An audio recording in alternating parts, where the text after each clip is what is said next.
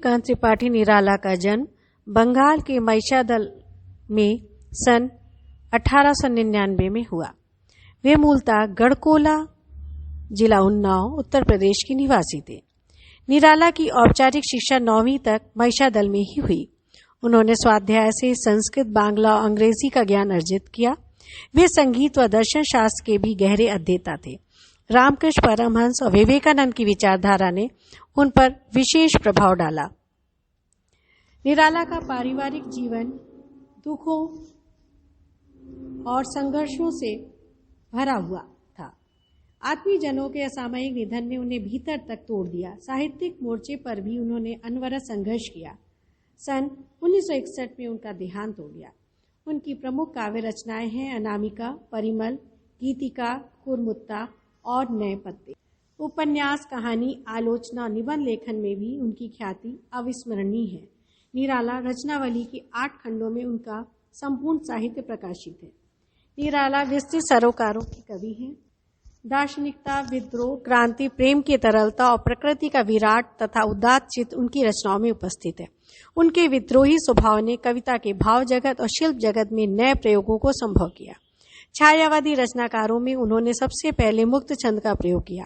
शोषित, उपेक्षित, पीड़ित व प्रताड़ित जन के प्रति उनकी कविता में जहां गहरी सहानुभूति का भाव मिलता है, वहीं शोषक वर्ग और सत्ता के प्रति प्रचंड प्रतिकार का भाव भी।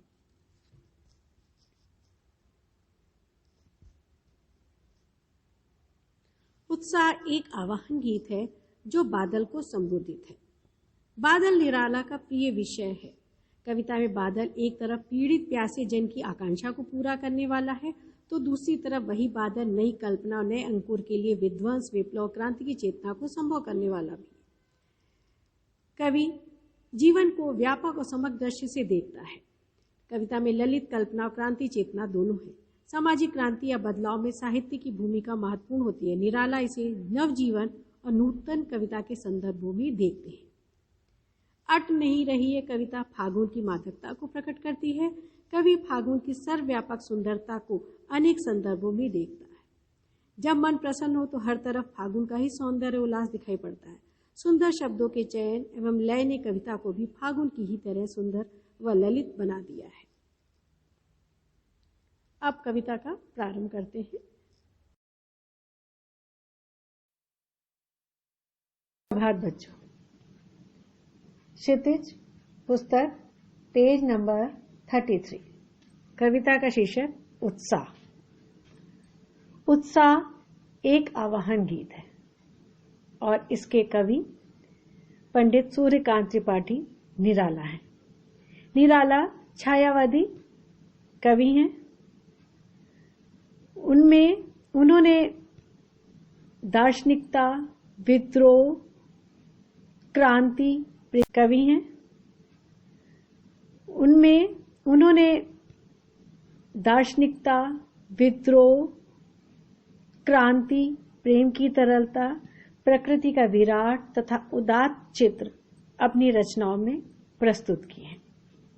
उनके विद्रोही स्वभाव ने कविता की भाव जगत और शिल्प जगत में नए प्रयोगों को संभव किया। छायावादी रचनाकारों में उन्होंने सबसे पहले मुक्त छंद का प्रयोग किया। मुक्त छंद मतलब नो राइम्स।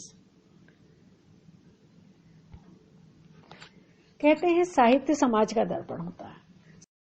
आवश्यकताएं होती हैं, वैसे ही साहित्य रचा जाता है। जब हमारे देश में अंग्रेजों का शासन था, उस समय हमारे बड़े बड़े कवि ऐसी रचनाओं को लिखते थे जिससे अनेक लोग आगे बढ़कर आए और क्रांति की चेतना का बिगुल बजाकर अंग्रेजों से मुकाबला करने के लिए तैयार हों। निराला ने भी ऐसी ही रचनाओं को लिखा। ये रचनाएं तब लिखी जब हमारा देश अंग्रेजों के अधीन था और हमारे देश में जमींदारों का शोषण और अनेक कुप्रथाएं व्याप्त थी।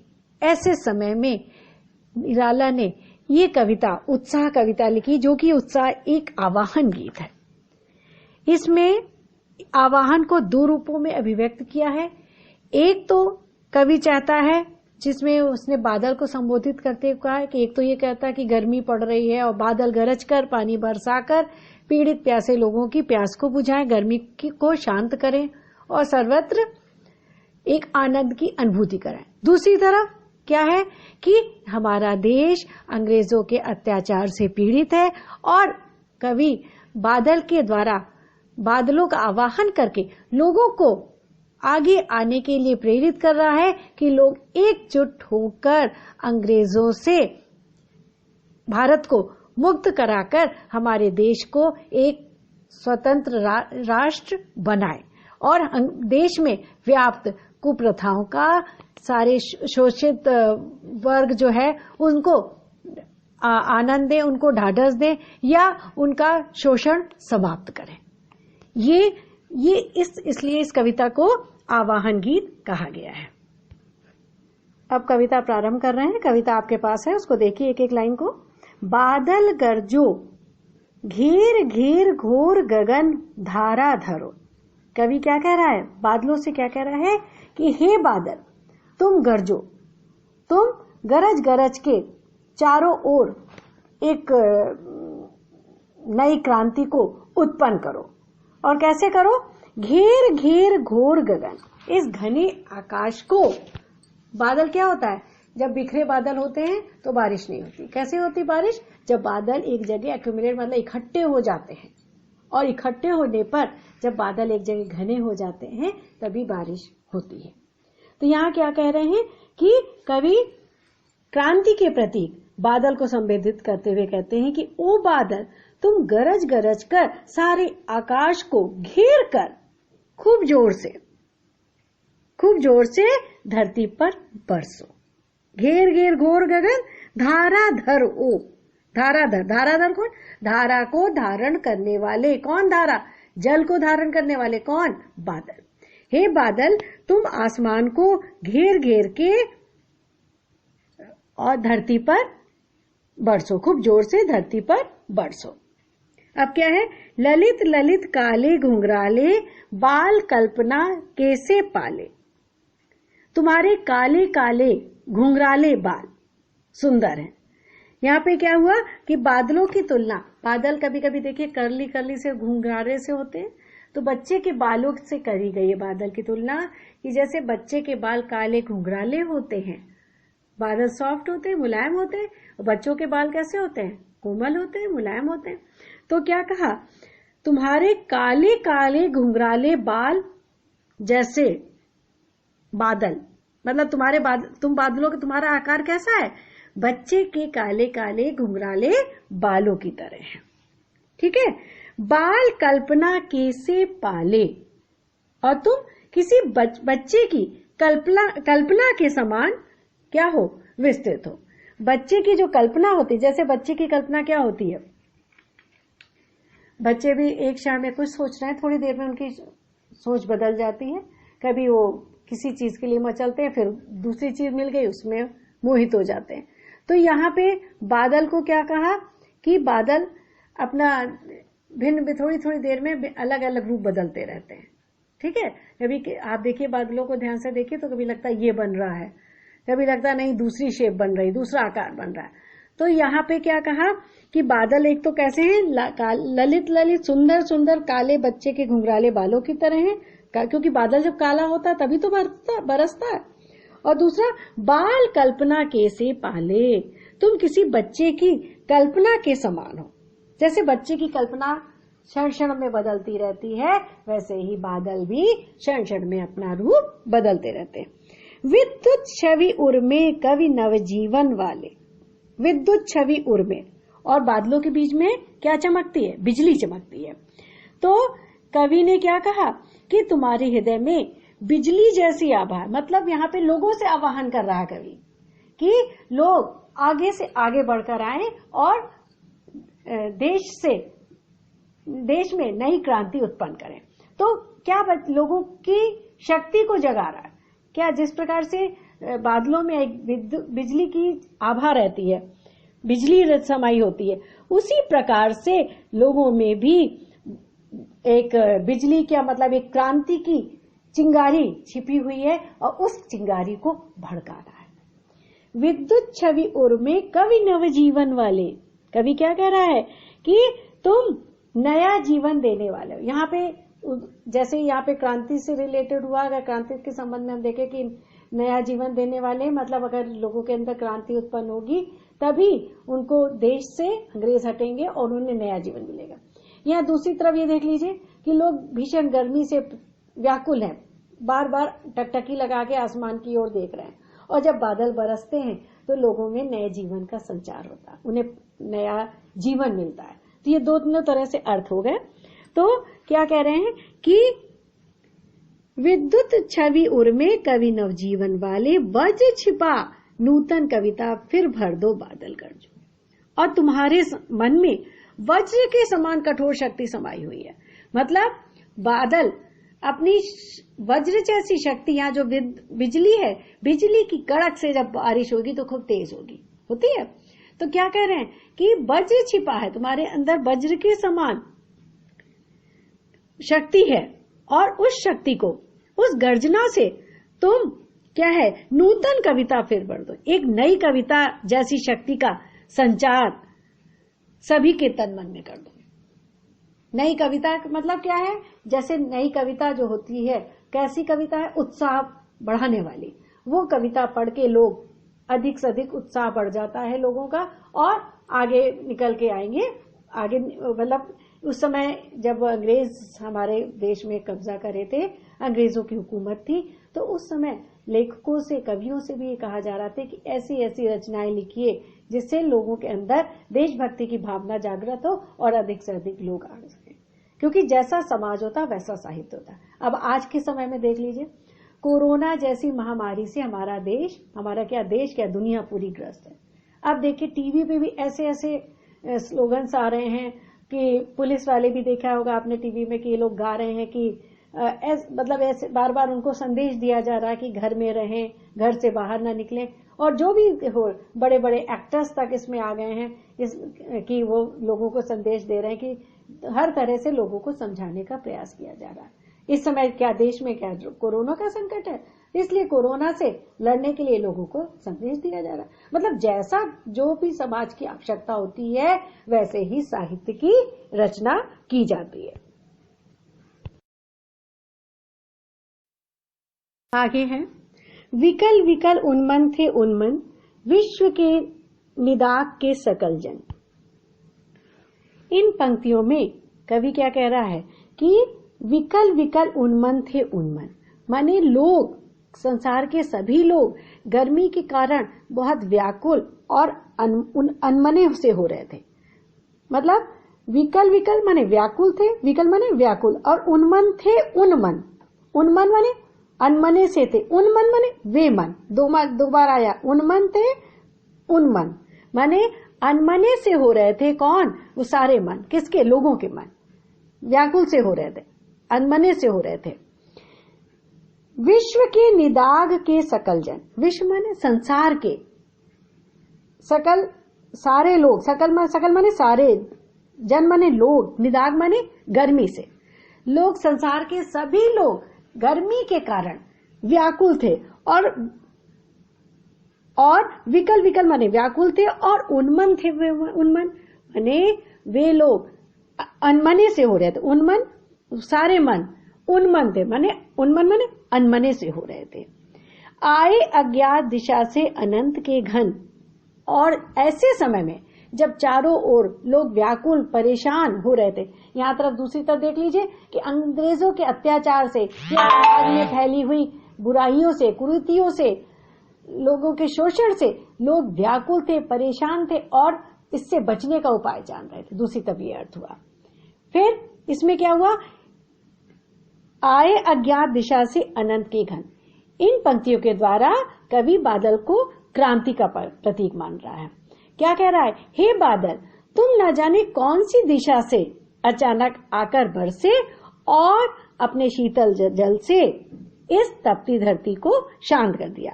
आए अज्ञात दिशा से अनंत के घन, अचानक किसी दिशा से, मतलब कौन सी अनजानी दिशा से, किस दिशा से तुम आए? अनंत के घन, अनंत माने आसमान के घन, घन माने बादल। हे आसमान के बादल, तुम कहां से, कौन सी दिशा से अचानक आकर बरस गए। तप्त धरा जल से फिर शीतल कर दो, और तुमने तपती हुई धरती को जल से, अपनी जल से फिर से शीतल कर दिया है। माने तो जो लोग परेशान हो रहे थे, गर्मी से परेशान थे, उस तुमने जल बारिश करके अपने शीतल जल से उनकी गर्मी को शांत कर दिया है। समझ में आ गया पूरा। यहाँ पे आपका कहेंगे कि बादल पे मानवीकरण अलंकार है, ठीक है। बादल का मानवीकरण किया गया, इस कविता में मानवीकरण अलंकार है। और यहाँ पे ये देखिए उपमा अलंकार की छटा है, बाल कल्पना के से पाले, के बाल कल्पना के समान पाले, तो ये आपका उपमा अलंकार है। क्लियर हुआ, समझ में आ गया। आगे पढ़ रहे हैं। दूसरी कविता है आपकी अट नहीं रही है। अट नहीं रहे कविता में निराला जी ने मानवीकरण अलंकार का प्रयोग करते हुए फागुन मास की, वसंत की, फागुन मास में जो वसंत की शोभा होती है उसका बड़ा ही सुंदर वर्णन किया है। मतलब प्रकृति नए पत्तों से, फूलों से शोभायमान है। हरियाली का वातावरण एक अनुपम दृश्य की उत्पत्ति कर रहा है। मतलब एक चारों ओर सौंदर्य ही सौंदर्य व्याप्त है, और इस दृष्टि कवि जो है इस सौंदर्य से अपनी दृष्टि को नहीं हटा पा रहा है। वैसा ही वर्णन कवि ने किया। अट नहीं रही है आभा फागुन की तन सट नहीं रही है। अट नहीं रही है मतलब क्या कवि कह रहा है कि फागुन मास में इतनी अधिक सुंदरता दिखाई दे रही है कि उसकी शोभा अट नहीं रही है। अटना मतलब उसमें समाना पूरा। जैसे आप कोई चीज को किसी बोतल में कहते ना, मम्मी आपकी बोलेंगी कि इस बोतल में ये सामान भर दो, इस डिब्बे में ये सामान भर दो, तो अगर वो डिब्बे में वो सामान पूरा नहीं आ रहा, ऊपर रह गया, तो आप क्या कहेंगे, उसमें अटा नहीं है। तो यहाँ पे क्या हुआ कि फागुन मास में वसंत के कारण चारों ओर इतनी अधिक शोभा है कि वो शोभा, जैसे हम सुंदर दृश्य देखते हो आंख बंद कर लेते हैं कि उसको अंदर अपने अंदर समा लें, लेकिन वो ये शोभा इतनी अधिक है कि वो मन में नहीं समा पा रही है। तो वही क्या कह रहा है कवि कि उस वसंत की शोभा फागुन मास में इतना अधिक सुंदरता दिखाई दे रही है कि उसकी शोभा तन में नहीं समा रही है। आभा फागुन की तन सट नहीं रही है, मतलब सौंदर्य, जो फागुन मास का जो सौंदर्य है वो तन में नहीं समा रहा। तन मन दोनों उस सौंदर्य से इतना अधिक अभिभूत है, इतना अधिक प्रभावित है। अभिभूत मतलब प्रभावित है कि वो सौंदर्य को अपने अंदर नहीं समा पा रहा है। कहीं सांस लेते हो घर घर भर देते हो, उड़ने को नभ में तो पर पर कर देते हो, और चारों ओर सुगंध का फूल खिले हैं, उनकी सुगंध व्याप्त है।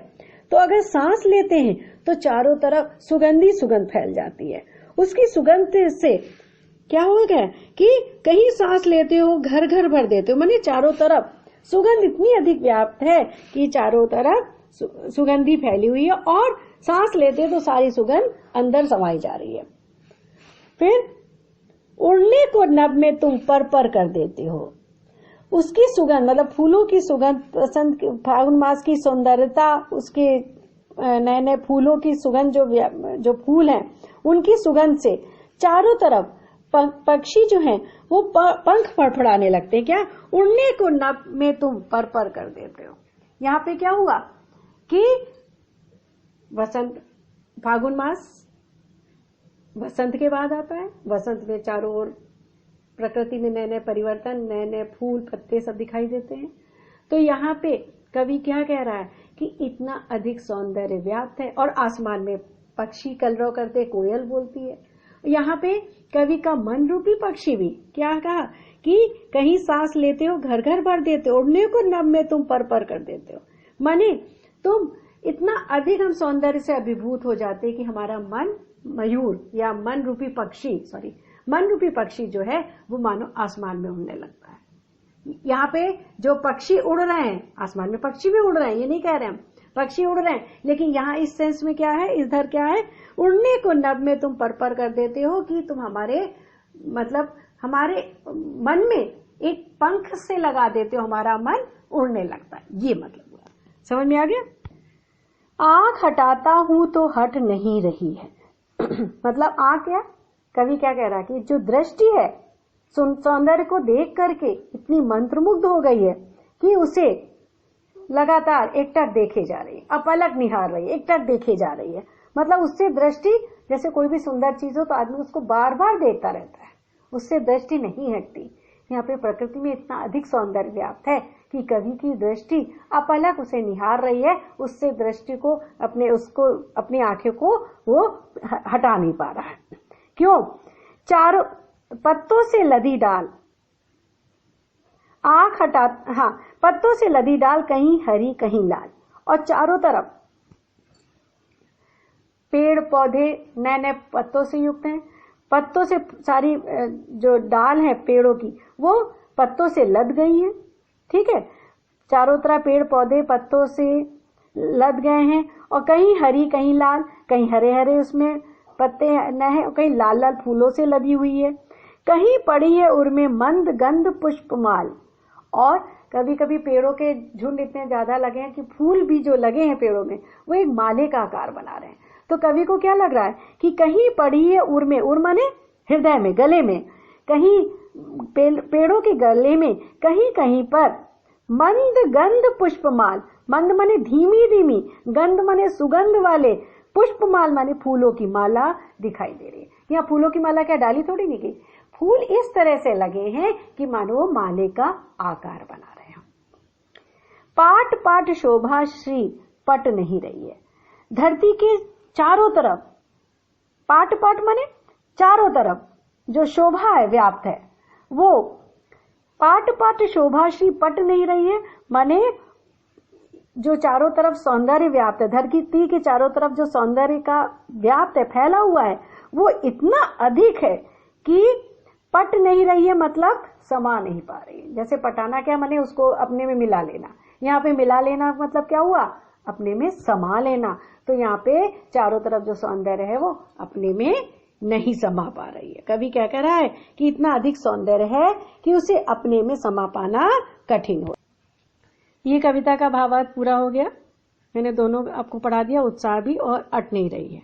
अब इसको आप लोग पढ़िए, और थोड़ी देर बाद हम, अगर कोई डाउट हो तो आप मुझसे अभी पूछ सकते हैं, या शाम को 4 से 5 बजे के बीच में आप पूछ सकते हैं।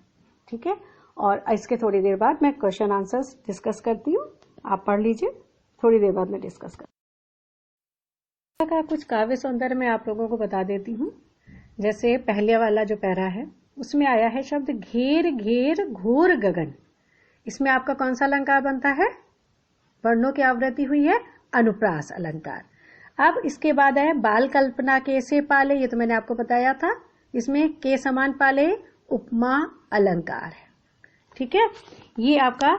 और आगे बढ़ते हैं, विकल विकल उन्मन थे उन्मन। विकल विकल में आपका शब्द बार बार आया है, इसलिए पुनरुक्ति प्रकाश अलंकार है। विकल विकल उन्मन थे उन्मन, ये आपका पुनरुक्ति प्रकाश अलंकार है विकल विकल में। और आए अज्ञात दिशा से, इसमें अनुप्रास अलंकार है, आवरण की आय हुई है, आवृत्ति हुई है। तप्त धरा जल से फिर शीतल कर दो, इसमें तप्त धरा जल से, इसमें आपका देखिए ये विलोम शब्द परस्पर आए हैं। तब धरा कैसी है, तप्त है, और शीतल कर दो, इसमें विलोम शब्द आया है। ठीक है, अब अट नहीं रही कविता में आपका आया है, प्रयोग हुआ है शब्द मंद गंध पुष्पमाल। देखिए मंद गंध पुष्पमाल, अट नहीं रही कविता में सेकंड पैरा की थर्ड लास्ट लाइन, मंद गंध पुष्पमाल। यहाँ पे मंद गंध पुष्पमाल में रूपक अलंकार है, मंद गंध वाली फूल रूपी माला। ठीक है, ये आपका मंद गंध पुष्पमाल में रूपक अलंकार है। पाट पाट शोभाश्री, पाट पाट में पुनरुक्ति प्रकाश अलंकार है। अब मैं प्रश्नोत्तर डिस्कस कर रहूंगी। प्रश्नोत्तर डिस्कस करने के लिए आप लोग ध्यान रखिएगा कि कुछ शब्द पहले मैं उसको समझाऊंगी, उसके बाद जो बोलूंगी वो आप आंसर लिखिएगा। मतलब पहले मैं समझाने के लिए उसको नहीं लिखना है कॉपी में, जब मैं बाद में बोलूंगी वो आप लोगों को लिखना है। समझे बिना आंसर्स नहीं लिख सकते हैं, इसलिए पहले समझाना जरूरी है।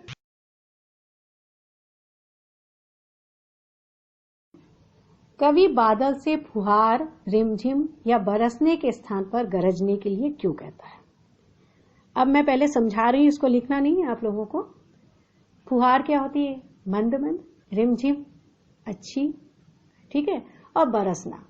अब जब बादल गरज के साथ बरसते हैं तो उससे लोग डरते भी और प्रभाव भी ज्यादा उत्पन्न होता है। यहाँ पे कवि उस समय जब देश हमारा आजाद नहीं था, अंग्रेजों के खिलाफ, अंग्रेजों की हुकूमत में था, अंग्रेज हमारे पर तरह तरह के अत्याचार करते थे, जमींदारी प्रथा था, नई कई कई कुप्रथाएं हमारे देश में व्याप्त थी। ऐसे समय में एक नई क्रांति की आवश्यकता थी, जब लोग चारों ओर पीड़ित थे। जैसे आज की घटना, अब आजकल का समय देख लीजिए, सारे लोग कोरोना से पीड़ित हैं। अभी अभी प्रधानमंत्री जी का संदेश आया कि आप लोग रात में, संडे को रात में 9 बजे सारी लाइटें जलाएं। अब क्या लाइट से क्या कोरोना चला जाएगा? नहीं। मतलब क्या है कि लोगों के अंदर अपने शब्दों के द्वारा उन्होंने उत्साह भरा है और लोगों को एकजुट कर रहे हैं। जब सब एकजुट हो जाएंगे, एक ही बात को फॉलो करेंगे कि लाइट जलाना है 9 बजे, लाइट बंद कर देना है, और क्या जलाना है? दिए जलाने हैं या मोमबत्ती जलानी है, जो भी उन्होंने कहा है वो जलाना है। तो क्या होगा? सबके अंदर एक नया उत्साह होगा और किसी भी कार्य को पूरा करने के लिए देशवासी या लोगों में उत्साह की जरूरत होती है। और जब हमारा देश, अब बादल कविता पे आ जाते हैं, उत्साह कविता पे हम आ जाते हैं। जब हमारा देश अनेक अत्याचारों से ग्रस्त था, लोग पीड़ित थे, ठीक है, तब उस समय एक क्रांति की आवश्यकता थी। ऐसी क्रांति जो लोगों के अंदर उत्साह उत्पन्न करे और लोग अधिक से अधिक आगे बढ़ के आए। इसलिए, और इसके लिए क्रांति कैसे व्यक्त की जाएगी? गरज के, मतलब धीमा बरसेगा, बादल का कोई इफेक्ट नहीं होता, बादल धीमी धीमी बारिश होती, लोग कोई बात नहीं होती लेकिन जब तेज बारिश होती है, बिजली की चमक के साथ होती, गरजने के साथ होती है, तो लोग थोड़ा सा डर जाते हैं। तो यहाँ पे क्या है कि लोग धीमे धीमे क्रांति नहीं हो जाए, बल्कि एकजुट होकर अपनी आवाज को बुलंद करें। अब ये आपको हमने समझा दिया। अब जो आपको कॉपी में लिखना है वो ये सुन लीजिए। कवि समाज में क्रांति और उत्साह की भावना का संचार करना चाहता है। वो समाज में परिवर्तन एवं नवजीवन लाना चाहता है। इसके लिए वो बादल को क्रांति का सूत्रधार मानते हैं। उसके माध्यम से जोश, उत्साह, पौरुष का संचार करना चाहते हैं। बादल के गरजने से ही क्रांति का संदेश जन जन तक पहुंचेगा। बादल का बरसना उसके शांत रूप का प्रतीक है, जबकि वो बादल के गरजने के साथ क्रांति की चेतना को जागृत करना चाहता है। इसलिए वो बादल से बरसने के स्थान पर गरजने की को कहते हैं। दूसरा प्रश्न है, कविता का शीर्षक उत्साह क्यों रखा है? सूर्यकांत त्रिपाठी निराला ने कविता का शीर्षक उत्साह इसलिए रखा है क्योंकि एक आवाहन गीत है। कविता में बादल एक पीड़ित प्यासे जन की आकांक्षा को पूरा करने वाले हैं, तो दूसरी तरफ वही बादल नई कल्पना और नए अंकुर के लिए विध्वंस, विप्लव और क्रांति चेतना को संभव करने वाले हैं। आवाहन गीत उत्साह का प्रतीक है। बादल की गर्जना व क्रांति की चेतना लोगों में उत्साह का संचार करती है। कविता के माध्यम से क्रांति लाने के लिए लोगों में उत्साह का संचार करना चाहता है। तीसरा प्रश्न है, कविता में बादल किन किन अर्थों की ओर संकेत करता है? इसका उत्तर होगा, कविता में बादल कई अर्थों की ओर संकेत करता है। नंबर 1, हृदय में उत्साह और जोश का संचार करने हेतु। दूसरा, धरती के तन की तपन को शांत करने हेतु। तीसरा, धरती के लोगों को पीड़ाओं, कष्टों को दूर करने हेतु। फिर से सुन लीजिए, धरती के लोगों की पीड़ाओं, कष्टों को दूर करने हेतु। फोर्थ है, धरती पर सभी के लिए नव जीवन की प्रेरणा, परिवर्तन का प्रतीक। अट नहीं रही है, कविता के प्रश्नोत्तर डिस्कस कर रहे हैं। पहला वाला नहीं करना है। सेकंड है, कवि की आंख फागुन की सुंदरता से क्यों नहीं हट रही है। कवि की आंख फागुन की सुंदरता से इसलिए नहीं हट रही है क्योंकि फागुन मास में प्रकृति का सौंदर्य अपनी चरम सीमा पर। प्रकृति के ऐसे मनोरम रूप को देखकर कोई भी सहृदय मंत्रमुग्ध हो जाएगा। कवि तो भावुक होते ही है, भावुक व संवेदनशील व सहृदय। प्रकृति की सौंदर्य अनुभूति से अभिभूत कवि निराला की आंख फागुन की सुंदरता से नहीं हट रही है। पेड़ पौधे रंग बिरंगे फूलों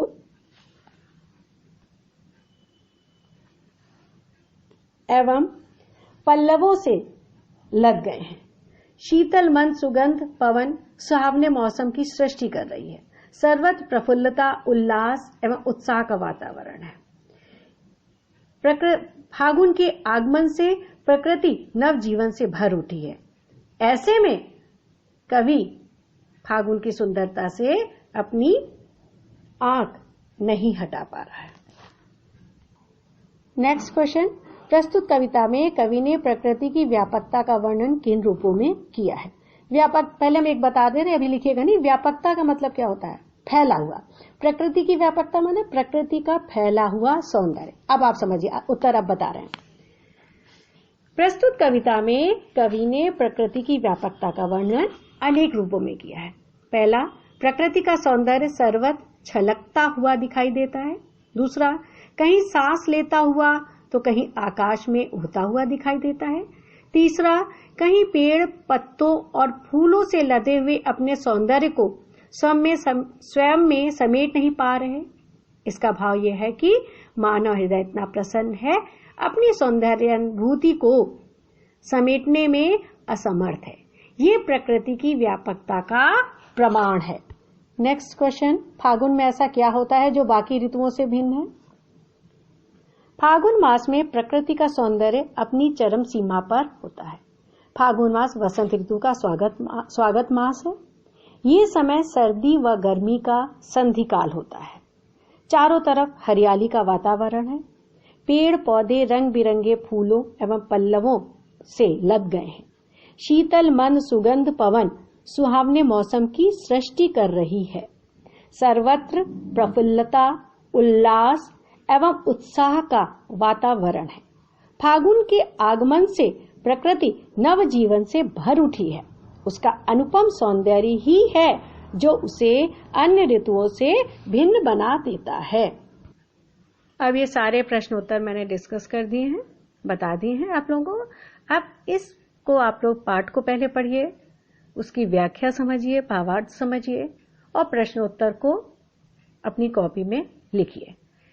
अगर आपको भावार्थ में या प्रश्न उत्तर में किसी में कोई डाउट हो तो कृपया करके मुझसे पूछ लीजिए।